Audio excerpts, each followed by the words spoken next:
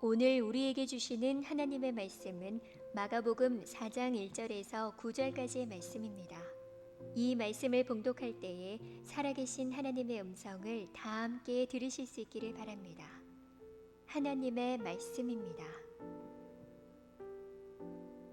예수께서 다시 바닷가에서 가르치시니 큰 무리가 모여들거늘 예수께서 바다에 떠있는 배에 올라앉으시고 온 무리는 바닷가 육지에 있더라. 이에 예수께서 여러 가지를 비유로 가르치시니 그 가르치시는 중에 그들에게 이르시되 들으라. 씨를 뿌리는 자가 뿌리러 나가서 뿌릴새 더러는 길가에 떨어짐에 새들이 와서 먹어버렸고 더러는 흙이 얕은 돌밭에 떨어짐에 흙이 깊지 아니하므로 곧 싹이 나오나 해가 돋은 후에 타서 뿌리가 없으므로 말랐고 더러는 가시떨기에 떨어짐에 가시가 자라 기운을 막음으로 결실하지 못하였고 더러는 좋은 땅에 떨어짐에 자라 무성하여 결실하였으니 30배나 60배나 100배가 되었느니라 하시고 또 이르시되 들을 귀 있는 자는 들으라 하시니라. 아멘. 아멘. 우리 말씀을 위해서 다시 한번 제가 기도하겠습니다. 사랑의 하나님, 감사합니다. 오늘 우리 귀한 주님의 청년들 이 자리에 불러주신 것 감사합니다.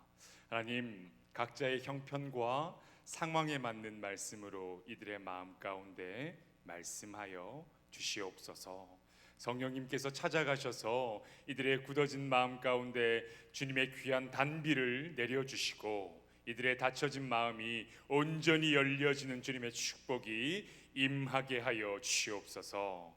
하나님, 이 예배의 자리를 사모하며 나온 우리 모두에게 성령님께서 임재하시길 간절히 소망하옵고 모든 말씀 예수님의 이름으로 간절히 기도드립니다. 아멘. 네, 여러분들 예배 자리에 나오신 우리 주안의 성년들 축복합니다. 못 본 얼굴이 참 많이 있어서 너무 반갑고 그리고 저 개인적으로도 이 얼굴들을 뵙게 돼서 참 기쁜 마음입니다. 오늘 마지막에 우리 찬양팀이 찬양하는 선한 것 하나 없습니다라는 그 단어 하나에 왜 이렇게 마음이 울컥했는지 모르겠어요. 그래서 주님 마음을 내게 달라고 이야기했었던 그 찬양이 정말로 제 마음을 울리면서 제가 오늘 저 앞에 앉아서 이렇게 기도했어요. 하나님, 목사인 저도 이렇게 선한 것이 하나 없는데 뭔 이야기를 하겠다고 제가 올라가야 합니까? 라는 생각이 아까 저기서 갑작스레 들었습니다. 여러분들, 오늘 주님께서 선한 마음을 여러분들에게 주셨으면 좋겠습니다. 주님께서 여러분들 마음을 좋은 밭으로 잘 기경해 주시고 잘 갈아엎어 주실 수 있으셨으면 좋겠습니다. 그래서 여러분들 말씀의 씨앗들이 여러분들 마음 가운데 귀한 열매들로 맺혀지기를 주님의 이름으로 간절히 축복합니다. 네, 오늘 제가 화면을 하나 보고 말씀을 시작하려고 하는데요. PPT를 한번 잠깐 띄워 주실래요? 여기 보시면 이거 전에 제가 원래 보여드리려고 했던 글자가 하나 있는데 ASKY라는 PPT가 하나 있어요. ASKY라는 글자가 있는데요. 여러분들 이게 무슨 말인지 아시나요? ASKY 뭘까요, 여러분? 영어로 A 이렇게 적혀 있고 S 저기 KY 이렇게 네 글자가 적혀 있습니다. 여러분 뭘까요? 이게 뭐의 약자일까요? ASKY 안 생겨요. 안 생겨요. ASKY 안 생겨요. 그래서 이 단어를 제가 보면서 이런 신조어들이 있구나라는 걸 알게 됐어요. 그리고 난 다음에 뭘 찾아보니까 국어 검정 테스트처럼 신조어 검정 테스트라는 게 있습니다. 신조어 능력 테스트. 이 2020년 버전인데 여러분 2015년부터 버전이 계속 나와 있어요. 그래서 보니까 15년, 16년, 17년, 18년에는 아는 것들이 제법 있는데 2020년 능력 검정에는 정말로 아무것도 모르겠어요. 그래서 제가 여러분들에게 지금 화면을 하나 보여드릴 테니까 지금부터 잠시 한 30초 동안 내가 여기서 몇 개나 이 단어를 알고 있나 여러분들 한번 눈으로 읽어보셨으면 좋겠어요. 화면 잠깐 띄워주실래요? 자, 슬기로운 신조어 탐구 영역입니다. 여러분들 지금부터 30초의 시간 동안 1번부터 8번까지의 단어 중에 나는 도대체 몇 개를 알고 있나 한번 살펴보세요.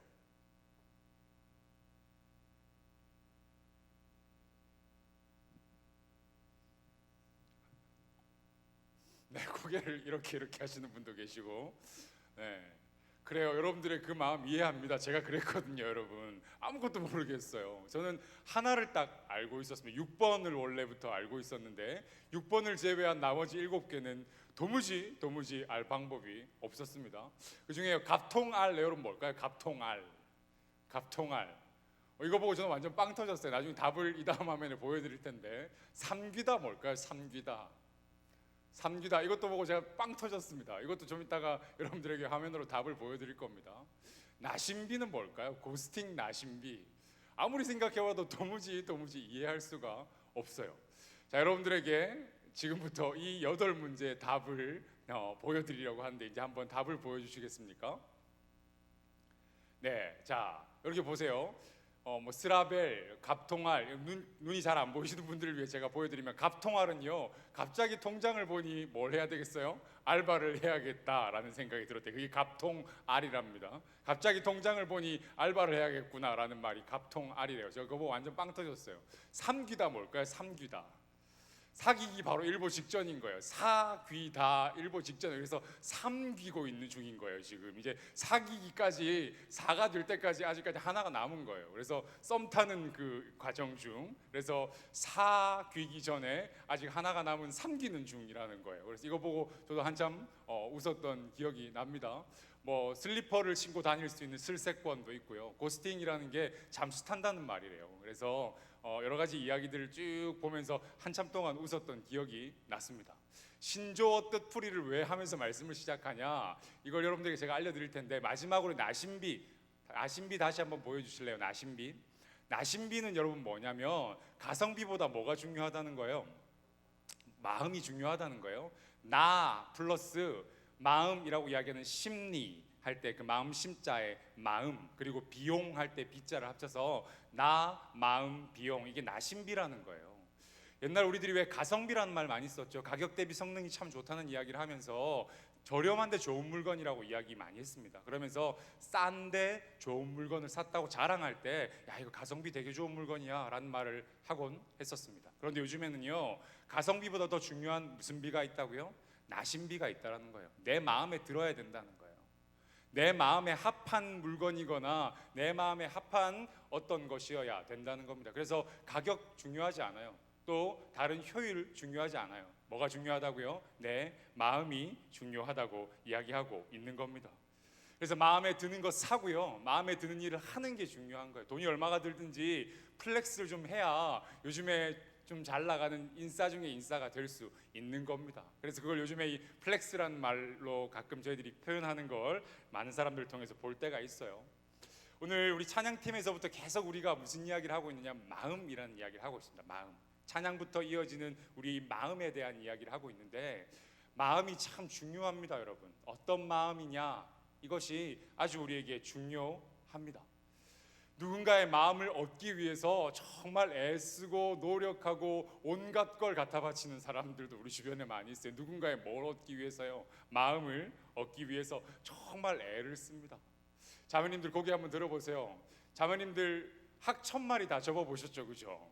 안 접어보셨나요? 학 알까지 거기다 다 채워 넣어가지고 요만한 유리통에다가 학 1000마리를 꼭꼭 눌러서 이렇게 안고 자기가 좋아했던 그 오빠에게 주려고 학 1000마리를 열심히 접었던 기억들 자매님들 다들 있지 않으신가요? 전해준 분도 있고 못 전해준 분들도 있으실 거라고 저는 생각합니다. 형제님들은 장미꽃다발 들고 전철이나 버스 타본 적 있으신가요? 있으세요? 없으시면 아직 사랑을 못 해본 걸지도 몰라요. 전철 타고 버스 타고 이 장미꽃다발을 한참 들고 가본 경험이 있어야 사랑꾼이라는 이야기를 들을 자격이 있다고 저는 그렇게 생각합니다. 누군가의 마음을 얻으려고요, 이렇게 애를 쓰고 이렇게 노력하는 것이 우리의 생활, 우리의 삶이기도 합니다. 그런데요, 이 마음이라는 게 참 어렵기도 해요. 우리가 내 마음은 뭐 뜻대로 돼야 돼요? 원래 내 마음이니까 누구 뜻대로 돼야 되는 거예요? 내 뜻대로 돼야 되잖아요. 내 마음이어야 되니까. 그게 내 마음이잖아요. 남의 마음은 내가 어떻게 좌지우지할 마음이 없어요. 그럴 생각도 없어. 그런데 최소한 뭐는 내 뜻대로 됐으면 좋겠어요? 내 마음은 내 뜻대로 됐으면 좋겠어요. 그런데 그게 정말로 쉽지가 않습니다. 자, 여러분, 스트레스는 만병의 근원이에요. 화를 참으시고 심호흡을 크게 다 필요 없어요. 그 사람 보면 막 짜증이 이만큼 올라와요. 스트레스 이런 사람이 보기만 해도 이게 안 참아지는 사람들이 우리 주변에 분명히 있단 말이에요. 화가 참아지지 않는 거예요. 내 마음이 뭐 내 뜻대로 안 되는 거예요. 그 상황이 딱 오면요, 그게 이렇게 안 되는 거예요. 이렇게 되는 거예요. 나도 모르게 어쩔 수 없이 그런 시간을 겪게 되는 걸 보면서 내 마음인데 내 뜻대로 안 되는구나. 내 마음인데 내 마음대로 되질 않는구나라는 생각이 든 적이 여러 번 있었습니다. 저는요, 제가 번 돈은 제 건 줄 알았어요. 저는 요즘에 누군가의 허락을 받고 이 돈을 쓰기 시작했습니다. 여보 사랑해요. 자, 여보 아시죠? 이거 우리 편집자 이렇게 해드릴 테니까. 자, 그래요. 저는 제가 번 돈은 제 거라고 생각했는데 요즘 누군가의 허락을 받고 이 돈을 사용하기 시작했습니다. 이건 제 게 아닌 거잖아요, 그죠, 여러분? 내 신발 내 가방인데 언니 나 오늘 이 가방 좀 메고 나가보세요. 이렇게 허락받는 건 내 가방이 아닌 거잖아요, 여러분. 내 마음은 내 뜻대로 돼야 하는데 내 마음이 내 뜻대로 되질 않더라는 거예요. 그래서 그 마음이 참 어렵다고 사람들이 이야기를 하기도 합니다. 어떤 사람이 뭐라고 그랬냐면요, 마리보라는 사람이요, 사람은 자기 마음의 주인이 아니다라고 이야기했어요. 사람의 마음은 자기 게 아니래요. 사람은 마음의 주인이 아니라고 이 마리보라는 사람이 아주 유명한 명언을 남기기도 했습니다.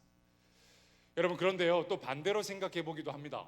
마음먹기에 달렸다라는 말 가끔 쓰죠. 마음먹기에 달렸다. 그래서 마음을 잘 다스리고 마음을 잘 추스리면 못할 게 없다는 말 우리가 가끔 하기도 합니다. 정신일도 뭐라고요? 하사불성 이런 이야기 하죠. 마음을 잘 다스리고 마음을 잘 추스리고 마음을 잘 다잡으면, 그래서 다짐하고 결심하면 못할 일이 없다는 거예요. 우리 또 한 번 한다면 하는 사람들이잖아요, 그죠? 한 번 한다 그러면 어떻게든지 끈질기게 그것들 이루려고 노력하는 우리 주안의 청년들이시잖아요, 그죠? 최근에 저는 시험에 합격한 한 청년을 알고 있습니다. 엄청 열심히 공부하는 걸 봤거든요, 저는 그 사람이. 그래서 마음 먹으면 못할 일이 없다라는 우리 단어를 우리 종종 쓰곤 합니다. 그래서 마음을 잘 먹으면요, 원래 내 능력보다 훨씬 큰 능력이 나타나기도 해요. 마음을 잘 추스리고 다스리면 내가 가진 원래의 능력보다 훨씬 위대한 능력을 발휘하기도 합니다. 여러분, 제가요, 신조어 그리고 이 마음, 이 두 가지를 이야기를 여러분들에게 했는데 뜬금없지만 오늘의 본문은 이 신조어와 마음입니다. 갑자기 뭐지? 이런 이야기 생각하시는 분들이 있으실 텐데, 오늘 저희들이 함께 읽을 성경의 본문을요, 가장 잘 이해하는 방법은 두 가지를 이해하는 거예요. 뭘 이야기하는 거고요? 신조어를 이해하는 것, 그리고 뭘 이해하는 것? 마음이라는 걸 이해하는 것. 이 두 가지가 오늘 저희들에게 주셨던 하나님의 그 말씀을 이해하는 가장 중요한 키워드이자 방법이라는 걸 꼭 기억하시고 오늘 함께 저와 이 말씀 속으로 들어가 보실 수 있으셨으면 좋겠습니다. 여러분, 요즘 저희가 매주 마가복음을 한 장씩 들으면서 설교를 듣고 있어요. 저희 설교의 제목이 삶으로 담아내는 십자가.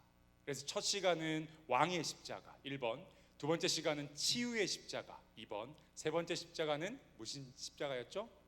안식의 십자가. 그리고 오늘은 마지막으로 열매 맺는 십자가. 이래서 삶으로 담아내는 십자가에 대한 이야기를 계속해서 이어 나가고 있습니다. 그런데 사실 제가 속으로 고백을 하나 여러분들한테 할 게 있어요. 무슨 고백을 할 게 있냐면, 사실 이 마가복음 4장을요 넘어가고 싶었어요. 이 마가복음 4장을 설교 본문으로 택하고 싶지 않았어요. 주일 학교 때부터 매일 듣던 이야기인데, 씨 뿌리는 비유, 어디 떨어지고 어떤 건 새가 먹었어, 어떤 건 못 자라나, 이런 이야기 수도 없이 들었는데 이걸로 또 뭔 설교를 해야 되나. 사실 속으로 여러분들에게 고백하자면 5장으로 두주하려고 마음먹었었어요. 그래서 주중에 박세준 전사님한테 제가 설교 본문하고 제목을 보내야 그게 주보로 올라가는데, 박세준 전사님한테 그걸 보내면서 뭐라고 그랬냐면, 전사님 이번 주에 바뀔 수도 있어요, 이렇게 이야기했어요. 바뀔 수도 있어요. 그래서 마음속으로 어떻게 했던 거예요? 4장을 안 하고 싶었던 거예요. 그런데 제가 이 본문을 계속해서 묵상하면서 어떤 은혜가 있었냐면, 그래, 원래 정해진 대로 약속한 대로 그 한 장을 온전히 전하자라는 마음이 저에게 첫 번째로 들었고, 두 번째로는요, 이 말씀을 계속 읽으면서 지난주에 저희들이 계속 들어왔던 3주간의 설교를 정리할 수 있는 귀한 기회가 되겠구나라는 생각이 들었어요. 뭘 정리할 수 있는 거예요? 왕의 십자가가 무엇이었는지, 안식의 십자가가 무엇이었는지, 치유의 십자가가 무엇이었는지, 그래서 우리 삶에 정말로 삶으로 그 복음을 담아낸다는 것이 무엇이고 우리의 삶에 어떤 변화가 일어났는지를 한번 고민해보는 은혜가 이 본문 가운데 있겠구나라는 생각이 들었어요. 그래서 오늘 전 여러분들과요, 설교 뒤에 평상시와는 좀 더 다르게 길게 기도하고 좀 더 길게 찬양하려고 합니다. 예배가 다시 드려지고 이 예배의 자리에서 예배를 드려본 분들은 이 자리에 이제 많으실 겁니다. 그런데 이 자리에서 정말로 뜨겁게 기도해 본 것 여러분들 기억나세요? 이 예배의 자리, 지금 여러분들이 앉은 그 자리에서 이 주안성전에서 정말로 뜨겁게 기도했던 적 언제셨습니까? 기도 정말로 뜨겁게 이 자리에 앉아서 했던 것 기억나시나요? 언제였는지? 여러분, 오늘 저는요, 이 말씀, 이 설교의 끝에 여러분들하고 뜨거운 마음으로 같이 한번 기도해 보려고 해요. 이 성전에서 정말로 주님 옷자락 붙잡겠다는 마음으로, 뜨거운 마음으로 함께 기도해 보려고 합니다. 그래서 오늘 이 본문을 다시금 여러분들한테 귀한 마음으로 잘 전해야 되겠다는 생각이 들었습니다. 여러분, 원래요, 오늘 예수님께서 여러분들에게 들려주신 마가복음 4장의 이야기는요, 비유의 이야기입니다. 제가 토요일 날 리더 QRS도 역시 마가복음을 진행하고 있는데 4장에는 뭐가 들어있는데요? 4장에는 무슨 이야기가 있어요? 라고 물으면 여러분, QRS 듣는 사람들 4장에는 뭐가 있다고요? 뭐가 있어요? 4가지의 뭐 이야기? 비유 이야기. 4장이니까 비유가 몇 가지 나오는 거예요? 4가지 나오는 거예요. 씨 뿌리는 비유인데 몇 개의 밭에 떨어지는 거예요? 4장이니까 4개의 밭에. 이렇게 외우시면 쉬워요. 마가복음에 4장에는 무슨 내용이 나오나? 4가지의 비유가 나오는데 그 중에 첫 번째는 씨를 뿌리는 자의 비유. 밭이 몇 개다? 4개다. 오늘 그 밭에 대해서 저희들이 함께 살펴보려고 합니다. 여러분, 먼저 이 비유라는 것에 대해서 이야기를 잠깐 나누고, 그리고 밭이라는 것에 대해서 우리 함께 말씀을 드리려고 하는데요. 비유라고 한번 따라해 봅시다. 비유. 그리고 이게 헬라어로 좀 어렵게 파라볼레라고 하는데, 파라볼레가 뭐냐면 옆에 던져 놓는다는 거예요. 옆에 던져 놓다라는 말이에요. 비유. 이 비유라는 말이 우리나라 말로는 비유이지만 헬라어로는요, 파라볼레라고 하는데 그걸 옆에 던져 놓는 거예요. 옆에 왜 던질까요, 여러분? 도대체 옆에 왜 던져 놓는다는 걸까요? 옆에 왜 던져 놓을까요? 옆에 던져 놓고 2가지를 어떻게 보는 거예요?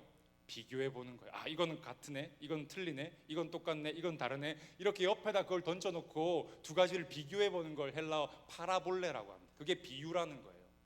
그래서 예수님께서 모든 천국에 대한 비유, 그리고 하나님 나라에 대한 말씀을 비유로 하셨다는 걸 복음서에서 계속해서 기록하는데, 오늘 저희들이 읽었던 마가복음 4장이 바로 이 비유에 대한 이야기하고 있는 겁니다. 여러분, 오늘 저희들이 씨 뿌리는 비유가 끝나면요, 뒤에 등불은 등경 위에라는 비유가 나와요. 여러분, 등불을 등경 위에 두려고 가지고 온대요. 그건 무슨 뜻일까요, 여러분? 등불을 켰어요. 옛날 호롱불 같은 그 등불 있죠. 그 등불을 등경 위에 이렇게 놓는데요. 그러려고 갖고 온대요. 여러분, 이 비유는 무슨 뜻일까요? 궁금한 분들은 토요일 우리 리더 QRS 시간에 다 함께 참여해 주시면 되겠습니다. Coming soon. 이번 주 토요일에 이 이야기가 이루어질 거니까 여러분들 꼭 들어와서 리더 QRS를 들어주세요. 비유가요, 한 방에 이해가 잘 되면 좋겠는데 그게 한 방에 이해가 잘 되질 않아요. 제가 오늘 여러분들하고 왜 신조어 테스트를 했느냐면 이 비유에 대한 걸 가장 잘 설명하는 게 신조어였기 때문입니다. 아는 사람들한테는요, 이 신조어가 금방 이해되는 이야기인 거예요. 졌지만 잘 싸웠다 이거잖아요. 그걸 아는 사람들은 그 단어를 보고 금방 알아요. 그런데 이게 뭔지 모르는 사람들은 한참을 쳐다봐도 끝끝내 몰라요. 예수님께서 비유로 말씀하신 이유가 이 2가지라고 성경은 기록합니다. 아는 사람들에게는 그들에게 좀 더 쉽게 천국 하나님 나라를 설명해 주기 위해서, 모르는 사람들에게는 그들이 끝까지 모르게 하기 위해서 계시로 비밀로 숨겨두려고 이 비유를 이야기하셨다고 그래요. 제가 오늘 여러분들과 설교를 시작하며 신조어 테스트를 한 게 성경의 이 비유에 대한 이야기를 꼭 여러분들이 몸소 체험해서 기억하게 해주려고 함이라는 걸 여러분들 기억하시고, 여러분들 마음 가운데 비유, 신조어 테스트였지라고 생각하시면서 앞으로 예수님의 이야기를 보셨으면 좋겠어요. 그러니까 그 성경을 잘 읽으려고 마음을 쏟고 온 마음 관심을 쏟지 않으면 이게 다른 사람들에게처럼 우리에게도 뭐가 될 수 있는 거예요? 이 비유가 암호가 될 수 있는 거예요. 도무지 이해 못할 암호 같은 이야기가 될 수 있다는 겁니다. 그러니까 등불은 등경 위에 놓으려고 갖고 오는 거다라는 말이 무슨 말이지 저거? 나는 아무리 성경을 읽어도 나는 알아야 되잖아요. 나는 그리스도인을 믿는 사람이니까, 예수님 믿는 사람이니까 그걸 보고 난 알아야 하는데, 우리가 이제껏 그 복음에 그 십자가에 온 마음을 쏟아 살아내지 못하니까 이게 우리한테도 뭐 같은 거예요? 암호 같은 거예요. 나중에 이 비유 뒤에 제자들이 예수님한테 물어, 예수님 그게 무슨 뜻이에요? 라고. 예수님 어떻게 생각하셨을까요? 이건 누구한테만 비밀이어야 돼요? 바리새인들한테만 비밀이어야 돼요. 제자들한테는 좀 더 쉬운 이야기여야 되는 겁니다. 그런데 제자들이 와서 대려 묻고 있어요. 예수님 이거 무슨 이야기예요? 이건 그들의 삶에 온전히 십자가로 담아내는 그들의 다짐과 결단이 결여되어 있었기 때문이에요. 오늘 우리에게도 마찬가지입니다. 이 복음을 삶으로 살아내겠다고 결단하고 이 복음을 삶으로 살아서 온전히 실천하겠다고 결단하는 마음이 있고, 그래서 이 복음을 더 잘 알고 싶어하는 그런 열망이 있다면, 그러면 이 비유가 우리에게 좀 더 쉬운 이야기로 들려질 수 있어요. 하지만 관심 없는 사람들에게는 이게 아까 한참 눈으로 쳐다보고 있었던 신조어 마냥 암호 같은 이야기가 될 수밖에 없다는 겁니다. 여러분, 바리새인들이나 예수님을 온전히 따르지 못했었던 그 제자들에게 이 비유가 암호 같았던 것처럼 여러분들에게도 이 비유가 암호 같지 않았으면 좋겠습니다. 내가 십자가를 삶으로 담아내며 살겠다고, 내가 십자가를 온전히 가슴에 새기고 살겠다고, 말씀 더 알고 하나님을 더 배우고 싶다고 하는 여러분들의 그 열망이 있어야 이 비유가 쉬운 비유로, 하나님의 나라를 잘 설명해 주는 비유로 여러분들한테 다가갈 수 있다는 걸 기억하시고, 삶에서 십자가를 담아내며 복음을 온전히 가슴에 새기는 여러분들의 축복이, 은혜가 여러분들에게 있으실 수 있기를 바랍니다. 이제는 그래서요, 이 비유로 예수님이 뭐라고 말씀하셨는가, 이 밭에 대한 이야기를 하셨는데, 밭에 대한 이야기를 함께 저희들 살펴보려고 합니다. 여러분, 씨를 뿌리는 사람이 씨를 뿌렸대요. 이 씨는요, 말씀, 예수님 말씀이라고 오늘 본문이 이야기하고 있습니다. 씨가 뭐라고? 예수님의 뭐라고요? 말씀이라는 거예요. 그럼 씨를 뿌리는 사람은 누구겠어요? 예수님 본인이시겠죠? 그런데 그 씨가 떨어지는 땅이 있다는 거예요. 그 씨가 어떤 땅에 떨어지냐라는 게 오늘 저희들이 함께 살펴봐야 할 성경 말씀이라는 겁니다. 먼저 첫째로는요, 이 씨앗이 길가 밭에 떨어졌다고요. 길가 밭. 말씀 한번 볼까요? 4장 4절입니다. 4장 4절 말씀 앞에서 화면으로 한번 보세요. 뿌릴새 더러는 길가에 떨어짐에 새들이 와서 먹어버렸고. 자, 보세요. 뿌릴새 더러는 어디에 떨어졌대요? 길가에 떨어졌대요. 그러니까 첫 번째 씨앗이 떨어진 밭은 어떤 밭이에요? 길가 밭인 겁니다. 여러분, 이 씨 뿌리는 자의 비유가요, 다른 비유하고 달리 우리에게 아주 친절한 이유가 한 가지 있습니다. 뭘까요? 다른 비유하고 달리 이 비유가 우리에게 아주 친절합니다. 왜 그럴까요? 이 뒤에 누구의 해석이 나오기 때문에? 예수님의 해석이 나오기 때문에. 그래서 이 두 가지를 비교하면서 보는 거예요. 길가밭에 떨어졌다는 건 무슨 뜻이냐 하고 제자들이 물었을 때 예수님이 그들에게 이렇게 이야기하십니다. 마가복음 4장 15절에 말씀이 길가에 뿌려졌다는 것은 이들을 가리킴이니 곧 말씀을 들었을 때에 사탄이 즉시 와서 그들에게 뿌려진 말씀을 빼앗는 것이요. 말씀을 들었을 때 사탄이 즉시 와서 그들에게 뿌려진 말씀을 빼앗았대요. 새들이 와서 먹어버렸다고 하거든요, 여러분. 그건 땅 안에 씨앗이 심긴 거예요, 안 심긴 거예요? 땅 위에 씨앗이 그대로 남아있는 거예요. 땅 위에 씨앗이 그대로 남아있다고요. 땅 안에 이 씨앗이 심겨진 게 아니라는 겁니다. 즉, 이 길가밭은요, 밭하고 밭 사이에 사람들이 다니게 만들어 놓은 뭐가 있어요? 길이 있는 거예요. 이 밭에서 저 밭으로 갈 때 이 밭을 훌쩍 뛰어넘어 점프할 수가 없잖아요. 그래서 그 밭 사이를 가로지르는 뭘 만들어 놓은 거예요? 밭을 만들어 놓은 거예요. 그러니까 그 사람들이 이렇게 옆에 밭에 발 안 닿으려고 그 좁은 길을 계속 걸어 다녀야 되잖아요. 그 길을. 그러니까 그 발이 사람들에게 밟히는 거예요. 그럼 그 땅은 어떻게 될까요, 여러분? 어떻게 될까요? 사람들한테 계속 밟히니까 그 땅은 당연히 어떻게 돼요? 딱딱하게 굳어지겠죠. 흙밭인데, 흙길인데 그 길이 무슨 길처럼? 돌길처럼, 콘크리트 길처럼 변해버리는 거예요. 누구한테? 사람들에게 계속 밟혔어요. 그래서 이 씨앗이 그 길가 밭에 심기기도 전에 그냥 그 밭 위에 올려져 있는 거예요. 말씀이 그 마음에 들어가기도 전에 그 말씀이 그 마음에 어떻게 되는 거예요? 튕겨져 나오는 상태를 이야기하고 있다는 겁니다. 여러분, 찔러도 피 한 방울 안 날 것 같은 사람이 있다는 말 가끔 우리가 쓰죠. 그런 밭인 거예요. 찔러도 피 한 방울 안 날 것 같은 사람, 그 사람의 마음 상태를 가장 잘 설명하는 게 길가 밭이라고 설명하고 있다는 겁니다.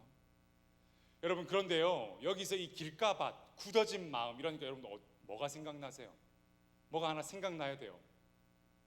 굳어진 마음, 완악한 마음, 그러니까 뭐가 생각나야 돼요, 여러분? 누가 생각나야 돼요? 지난주에 우리가 들었던 바리새인. 지난주에 우리가 마가복음 3장 5절에 보면 그들의 마음이 완악함을 주님께서 보시고 탄식하사 이르시되라고 해요. 마가복음 3장 5절에 그렇게 이야기한단 말이에요. 바리새인들이 처음에는요, 야, 다른 사람들은 1시간 기도할 때 우리는 2시간 기도하자, 다른 사람들 하루 금식할 때 우리는 5일씩 금식하자 하고 그들의 신앙 회복을 위해서 뜨거운 열정으로 온 마음 다해 신앙하던 사람들, 믿던 사람들이었는데 점점 시간이 흐르고 난 뒤에 이 바리새인들의 마음이 어떻게 됐다고 그랬어요? 변질됐다고 그랬어요.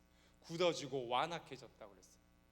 이 바리새인들의 마음의 상태, 즉 굳어져서 아무것도 들어가지 않는 마음의 상태가 바로 오늘 길가밭이라는 겁니다. 사람들에게 밟혀서 이미 굳어질 대로 굳어져 버린 땅. 여러분, 그런데요, 사실 이 길가밭이 우리 모두의 마음밭입니다. 이게 다른 사람들의 마음밭이 아니에요. 이 길가밭이 내 마음밭인 거예요. 처음에 뜨겁게 가졌던 그 하나님에 대한 순수한 마음들과 계산하지 않고 주님께 다 드리겠다고 헌신하던 그 마음들과, 그리고 온전히 하나님 믿고 주님 뜻대로 살겠다고 뜨거운 마음 가지고 살아내던 그 신앙의 마음들이 이제는 다 어떻게 돼버렸어요? 굳어져 버리고 변질돼 버렸잖아요. 그러니까 이 길가밭이요, 다른 사람들 마음을 이야기하고 있는 게 아니에요. 사실 누구의 마음을 이야기하고 있는 거라고요? 바로 우리들의 마음을 이야기하고 있는 겁니다. 여러분, 아는 게 더 많고요, 교회 와서 배운 게 더 많으면 오래되면 오래될수록, 믿은 시간이 오래되면 오래될수록 되려 마음이 더 부드러워지고 더 잘 들리고 더 잘 믿어져야 되는데 오히려 그 반대인 경우를 우리는 너무 많이 봐요. 그래서 우리의 마음, 사실 이 자리에 앉아있는 여러분과 저의 마음이 가장 먼저 무슨 밭일지 모른다고요? 길가 밭일지 모른다는 겁니다. 누구보다 완악해져 버린 마음, 누구보다 굳어져 버린 마음이 사실 우리의 마음인지도 모른다는 거예요. 여러분, 둘째로는요, 이 씨앗이 어디에 떨어졌다라고 이야기하고 있느냐면 흙이 얕은 돌밭에 떨어졌다고 이야기하고 있어요. 이 마가복음 4장 5절 제가 읽어드릴게요. 앞에 화면 보세요. 더러는 흙이 얕은 돌밭에 떨어짐에 흙이 깊지 아니하므로 곧 싹이 나오나. 자, 흙이 얕은 돌밭에 떨어졌답니다. 두 번째 밭입니다. 여러분, 하나는 길가에 떨어졌고 두 번째는 흙이 얕아서 그 흙 밑에는 뭐가 지금 있는 거예요? 돌이 있는 거예요. 돌밭, 그 돌밭에 두 번째 씨앗이 떨어졌다고 이야기하고 있습니다. 이 비유를 보시고 그 제자들이 듣고 물어보니까 예수님이 이 비유에 대해 뭐라고 설명하셨느냐 하면 마가복음 4장 16절 17절에 이 땅은 이렇다고 이야기하세요. 예수님 뭐라고 하시는지 봅시다. 또 이와 같이 돌밭에 뿌려졌다는 것은 이들을 가리킴이니 곧 말씀을 들을 때에 즉시 기쁨으로 받으나 그 속에 뿌리가 없어 잠깐 견디다가 말씀으로 인하여 환난이나 박해가 일어나는 때에는 곧 넘어지는 자요. 자, 보세요. 말씀을 들을 때는요, 즉시 기쁨으로 받는데 아멘 이렇게 받는 거예요. 하나님 감사합니다 이렇게. 바로 가면 또 잊어버리는 거야. 금방 그렇게 뜨거웠다가 정말로 결단했다가 나가면서 교회 문 열고 나가면 바로 잊어버리는 거예요. 그게 무슨 밭이라고 이야기해요? 흙이 얕은 돌밭이라고 이야기하고 있는 겁니다. 여러분, 주일에 말씀, 찬양, 기도 이런 여러 가지 것들로 정말로 은혜 받고 돌아가는데 삶의 자리에서 금방 다 잊어버리잖아요. 우리들 다 그렇잖아요. 그러니까 실상 우리도 무슨 밭인 거예요? 흙이 얕은 돌밭의 마음을 우리도 이미 가지고 있는 사람들이라는 겁니다. 말씀대로 살겠다고 정말 다짐하는데요, 예배 때 은혜 받고 어느 날 TV에서 혹은 라디오에서 혹은 어느 곳에서 어떤 목사님의 설교를 듣다가 이렇게 아멘 아멘 아멘 이렇게 은혜를 받았는데 금방 잊어버리는 게 우리의 모습이잖아요. 우린 늘 그렇게 살잖아요, 여러분. 저도 그럴 때가 진짜 많이 있어요. 목사인 저도요. 운전하고 가다가 뒤에서 누가 빵빵거리며 막 이렇게 이런 마음들이 울컥울컥 솟아 나올 때가 있어요. 창문을 내리고 야이 삐삐삐삐삐삐삐 XXX 야 이렇게 하고 싶은데 창문을 이만큼 내렸을 때 뭘 깨닫게 돼요? 뭘 깨달아서 목회자 셔츠를 입고 있구나. 내가 지금 이걸 입고 이렇게 하고 욕할 수는 없잖아요. 창문 열고 운전해야 되는데. 그러니까 이걸 입고 있는 걸 보고 창문을 반쯤 내려 다시 올려. 스트레스는 만병의 근원이 하나도 안 된다니까요. 빵빵 소리 들으면 다시 열받는다니까요. 여러분, 그러니까 목사인 저도 그래요. 목사인 저도 마찬가지라는 겁니다. 삶의 자리에서 말씀 듣고 은혜 받아서 그게 쭉 오래 갔으면 좋겠는데 금방 잊어버리는 거예요. 그래서 환난이나 박해의 때가 오면 그것 때문에 쓰러지고 그것 때문에 넘어지는 자들이 바로 이 돌밭, 흙이 얕은 돌밭의 마음을 가진 사람들이라고 이야기하고 있다는 겁니다. 여러분, 제가 방금도 이야기했지만 사실 이 흙이 얕은 돌밭이 우리 모두의 마음입니다. 그리고 저의 마음이기도 합니다. 말씀을 받을 때는 정말로 은혜 받은 것 같고 열심히 살겠다고 결단하며 예배 때 눈물 흘리고 정말로 뜨거운 감동을 받아 돌아가지만 잠깐만 나가면 주차장에서 싸우고 있는 모든 교회 사람들 보면서 이게 이럴 수가 없다는 생각을 여러 번 하게 된다는 거예요. 실상 우리는요, 다들 어떤 마음밭을 가진 사람들이에요? 흙이 얕은 돌밭을 가지고 있는 사람들입니다. 세 번째로 예수님께서 씨를 뿌렸는데 그 씨가 어디에 떨어졌다라고 말씀하고 있으시냐면 오늘 본문 7절 말씀 제가 읽어드립니다. 7절입니다. 더러는 가시떨기에 떨어짐에 가시가 자라 기운을 막음으로 결실하지 못하였고. 자, 여러분 보세요. 더러는 어디에 떨어졌대요? 가시떨기에 떨어졌대요. 세 번째는 어떤 밭입니까? 어떤 밭이에요? 가시떨기 밭인 겁니다. 세 번째는 가시떨기가 함께 자라나고 있는, 잡초가 함께 자라나고 있는 땅이 바로 이 세 번째 씨앗이 떨어진 땅입니다. 예수님은 이 땅을 뭐라고 설명하시는지 한번 봅시다. 마가복음 4장 19절에 이렇게 이야기합니다. 세상의 염려와 재물의 유혹과 기타 욕심이 들어와 말씀을 막아 결실하지 못하게 되는 자요. 자, 가시덤불이요, 여러분, 가시덤불이 이 씨앗이 자라나는 걸 위해서 막아서, 기운을 막아서 뭘 못하게 막는 거예요? 광합성을 못하게 막는 거예요. 그런데 이게 예수님 설명으로 보니까 이 가시덤불이 뭐라고 이야기합니까? 첫째는 염려, 세상의 염려라고 이야기합니다. 둘째는 뭐라고 이야기해요? 재물의 유혹이라고 이야기합니다. 세 번째는 기타의 욕심들이라고 이야기합니다. 여러분, 사실요, 인간이 산다는 건 끊임없이 걱정하는 거예요. 그게 살아있다는 증거예요. 걱정이 끝났다는 건 모두 끝났다는 말이에요. 삶도 끝났다는 말이에요. 살아있는 사람 중에 걱정하는 사람 아무도 없어요. 모두가 다 걱정하고 삽니다. 그런데 그 걱정 다 떠안고 그 걱정 다 짊어지고 예배 자리에 나와 있으면요, 설교가 들릴 리가 없는 거예요. 예배 자리에 오면 좀 내려놓으셔야 돼요. 두 번째로 뭐라고 그래요? 재물의 유혹, 즉 돈 때문에 쓰러진다라고 이야기하고 있습니다. 여러분, 돈에 안 넘어가는 사람 아무도 없다고 이야기해요. 실질적으로 그 돈이 눈앞에 딱 보여지면 이것 때문에 안 넘어지는 사람이 아무도 없다고 이야기해요. 여러분, 돈 때문에 이만큼 걱정이 가득한 사람이 예배 자리에 나와 있으면 어떻게 그 마음에 말씀이 들어갈 수 있겠어요? 그것 때문에 온통 마음에 걱정이 있으면 어떻게 말씀이 그 속에 들어갈 수 있겠습니까? 여러분, 살아가는데 돈 필요합니다. 돈이 없으면 안 돼요. 살아가는데 돈이 반드시 필요합니다. 그런데 거기에 온 마음이 뺏기고 거기에 온 삶이 뺏기면 여러분, 그 마음밭에 씨앗이 떨어지더라도 그 돈 문제가 그 씨앗을 다 가로막아 버리는 거예요. 그래서 그게 열매 맺지 못하도록 그 기운을 막아버리고 있다고 이야기하고 있다는 겁니다. 세 번째로는 기타 욕심이라고 그랬어요. 욕심도 마찬가지입니다. 여러분, 사실 우리 모두의 마음밭은요, 말씀의 씨앗보다 잡초가, 가시떨기가 더 크게 자라난 가시떨기 밭인지도 모릅니다. 그게 여러분과 그리고 저의 마음인지도 모른다는 겁니다. 여러분, 예수님께서는요, 십자가를 땅에 심으셨어요. 그리고 자기의 피를 그 십자가 나무의 양분으로 흘리셨습니다. 그러면서 자기가 그 땅에 심은 십자가가 다른 곳에서도 열매를 맺길 바라는 마음으로 채찍에 맞으시고 고통당하시고 능욕당하시는 걸 참으셨어요. 손목이 찢어지고 발등이 찢어지고 창의 옆구리가 찔리오는 그 아픔을요, 다른 곳에서도 이 십자가의 열매가 맺혀지길 바라는 마음으로 참아내셨다는 겁니다.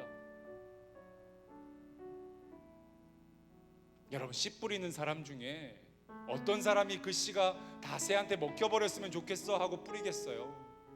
씨 뿌리는 사람 중에 어떤 사람이 이거 다 길가밭에 떨어졌으면 좋겠어, 다 돌밭에 떨어졌으면 좋겠어 라는 마음으로 씨 뿌리는 사람이 어디 있겠어요? 씨를 뿌릴 때 그 농부의 마음은요, 그 순간만큼은 이 씨앗이 수많은 결실을 맺길, 수많은 열매를 맺길 바라는 마음으로 뿌리지 않을까요? 예수님께서도 십자가를 지신 이유가 여러분들 삶의 자리에서 십자가가 열매 맺기를, 여러분들 삶의 자리에서 십자가가 담아내지기를 바라는 마음으로 십자가를 지시지 않으셨을까요? 그래서 그 말씀과 그 십자가가 여러분들 삶에서 30배, 60배, 100배로 결실하기를 바라는 마음으로 눈물로 자기의 생명을 다해서 그 십자가를 지신 분이 바로 예수님이시라는 겁니다. 사랑하는 주안의 청년 여러분, 은혜를 받았다는 건요, 깨닫는 것을 의미하는 것입니다. 보기는 보아도 알지 못하고 듣기는 들어도 깨닫지 못하는 것은요, 십자가를 온전히 담아낸 삶이 아닙니다. 지난 3주간 우리 십자가를 삶으로 담아내자는 설교를 들으면서 여러분들 한번 돌아보십시오. 정말로 진짜 한번 돌아보십시오. 여러분들 삶에 뭐가 변하셨습니까? 삶으로 담아내는 십자가라는 설교를 들으면서 지난 3주간 여러분들 삶에 정말 작은 것 하나라도, 눈꽃만한 거라도 변화한 것들이 있으셨습니까? 무엇이 변하셨습니까? 예수님은요, 우리 모두에게 똑같이 전해졌지만 우리의 삶에서 맺혀지는 열매는 다 다릅니다. 십자가는 우리의 삶에 똑같이 세워졌지만 여러분들 삶의 자리의 가운데에서 맺혀져 있고 세워져 있는 것들은 다른 것인지도 모릅니다. 여러분, 복음과 십자가의 은혜라는 것이 집 나갔다 돌아온 둘째 아들처럼 감격하며 받는 것일 수도 있지만 큰 아들처럼 거품 물고 화를 내며 거부할 수도 있는 것입니다. 오후 5시에 와서요, 1시간 일하고도 1달란트 받아서 너무너무 감사합니다, 너무너무 고맙습니다 라고 이야기하는 그것일 수도 있지만 하루 종일 고생한 사람들에게 이 복음은요, 불평불만일 수도 있는 거예요. 아버지 사랑은 같았는데 두 아들의 상황 속에 그 사랑이 다르게 느껴진 거죠. 주어진 1달란트는 같았는데 일한 시간과 상황 때문에 누군가에게는 감사의 이유, 누군가에게는 불평의 이유가 돼버린 1달란트가 되었다는 거예요. 사랑하는 주안의 청년 여러분, 예수님이요, 여러분들 마음밭에 심은 이 십자가가 열매 맺으려면 우리가 먼저 좋은 마음의 밭이 되어야 합니다. 여러분들의 삶의 밭이요, 십자가를 담아내겠다는 결단으로 기경되고 온전히 갈아엎어져서 열매가 잘 맺혀지는 부드러운 마음들이 되어질 수 있어야 한다는 겁니다. 그래야 여러분들 삶에서 십자가가 온전히 세워지고, 그래야 여러분들 삶에서 십자가가 열매 맺을 수 있게 되는 겁니다. 제가 다시 한번 여쭤봅니다. 여러분, 지난 3주일간의 설교를 들으면서 여러분들 삶에 뭐가 변하셨습니까? 여러분들 삶에 어떤 것이 바뀌셨습니까? 왕의 십자가를 지셨습니까? 치유의 십자가를 지셨습니까? 안식의 십자가를 정말로 여러분 지셨습니까? 어떤 실천이 생기고 어떤 변화가 있으셨습니까? 십자가를 심은 곳에는 십자가가 맺혀야 하는데 십자가를 심으면서 금이 나길 은이 나길 바라고 있지는 않으셨습니까? 우리 오늘은요 평상시와 다르게 좀 더 오래 찬양하고 좀 더 오래 기도하려고 합니다. 여러분 아까 말씀드렸지만 예배가 회복되고 예배를 드린 적은 있지만 이 자리에서 뜨겁게 기도해 본 적은 그 기억은 가물가물해져가는 여러분들, 오늘 이 자리에서 뜨겁게 한번 기도해 봅시다. 뜨거운 마음으로 함께 기도하며 우리의 삶을 결단하는 기도를 주님께 드리면서 나아갈 수 있길 바랍니다. 소리를 크게 내지 못해도 좋습니다. 일어서서 기도하지 않아도 좋습니다. 울며 기도하지 않아도 좋습니다. 하지만 여러분 진심을 담아 기도하십시오.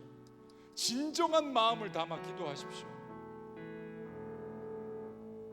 우리 이 시간 함께 찬양할 텐데요, 이 찬양의 가사를 잘 생각하면서 주님께서 우리의 모든 메마른 심령을 만져주시길, 우리의 굳어진 마음들을 온전히 만져주시길 바라면서 이 찬양 드리고 함께 기도하며 나아가길 바랍니다.